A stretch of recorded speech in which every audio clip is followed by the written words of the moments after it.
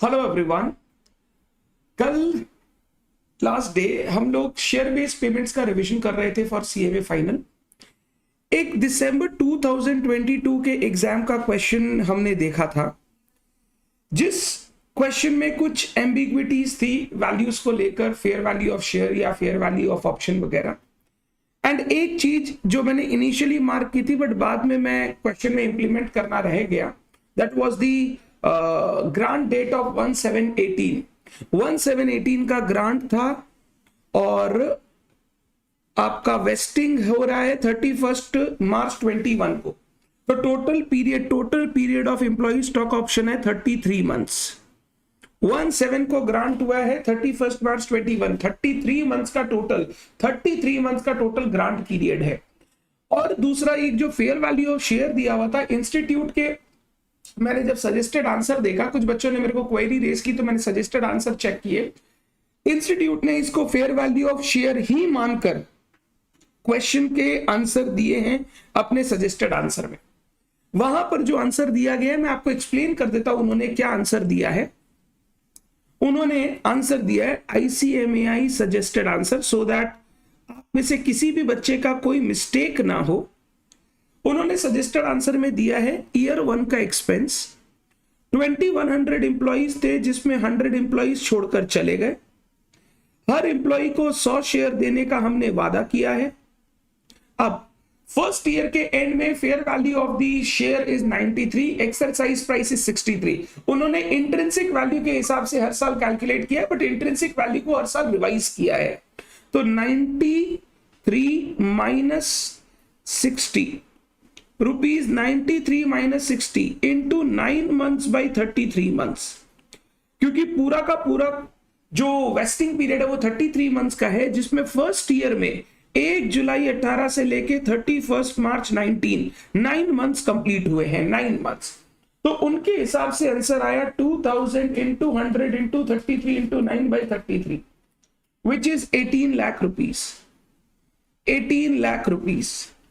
हमने जब आंसर किया था मैंने बोला क्वेश्चन में एम्बिग्विटी है, ये फेयर वैल्यू ऑफ शेयर की जगह फेयर वैल्यू ऑफ ऑप्शन होना चाहिए, बट इंस्टीट्यूट ने अपने सोल्यूशन में बोला नहीं, ये फेयर वैल्यू ऑफ शेयर ही है। आप हर साल इंट्रिंसिक वैल्यू कैलकुलेट करके अपना एक्सपेंस कैलकुलेट कर लो, ताकि अगर ऐसा आगे क्वेश्चन आए तो आप भी यही करो as per your institute solution. इसीलिए मैं आपको ये छोटा सा क्लिप दे रहा हूं सो दैट आपसे कोई गलती ना हो।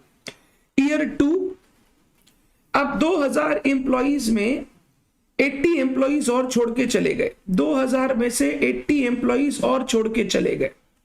1920 into 100 shares into second year का शेयर का fair value 104 minus 60 44 into 9 months पहले साल, फिर 12 मंथ्स इस साल, 21 बाई 33 मंथ्स माइनस 18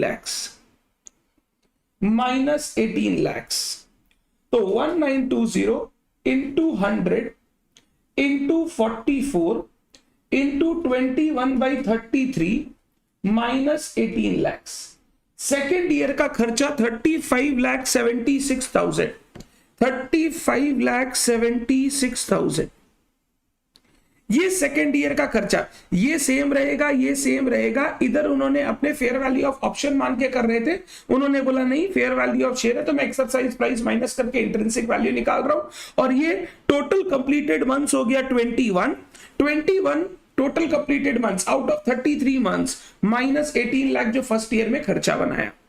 ईयर 3 1920 के बाद और 192 एम्प्लॉइज चले गए इंटू 100 शेयर्स इंटू शेयर का वैल्यू हो गया 80 रुपया, 80 minus 60 into 33 months by 33 months minus 18 lakh minus 35,76,000।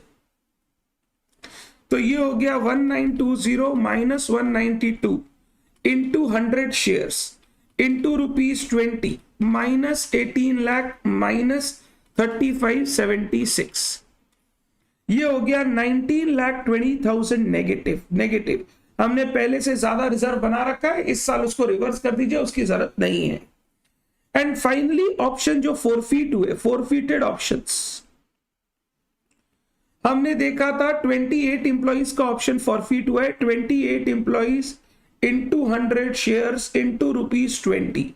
ये जो हमने खर्चा बनाया था लास्ट ईयर 20 रुपीज के हिसाब से 56,000। ये आपके इंस्टीट्यूट का सजेस्टेड आंसर के हिसाब से सोल्यूशन होना चाहिए। प्लीज एक बार इसको रेक्टिफाई कर लेना so that you don't get your marks deducted. जो इंस्टीट्यूट कर रहा है वो ये सोल्यूशन है। तो एक जो मिस्टेक रह गई थी वो ये थी 33 मंथ्स का वेस्टिंग पीरियड था, गलती से 36 मंथ्स मैंने ले लिया था, जो मैंने कमेंट में भी बोला था चेंज कर लेना, बट मैं सोचा एक छोटा सा क्लिप डाल दूं सो दैट किसी से मिस्टेक ना हो। प्लस ये फेयर वैल्यू ऑफ शेयर है, तो हर साल इंट्रिंसिक वैल्यू कैलकुलेट करके आपको अपना आंसर कैलकुलेट करना है। Done. Thank you so much everyone. Share with your friends so that they don't make mistake. Bye bye.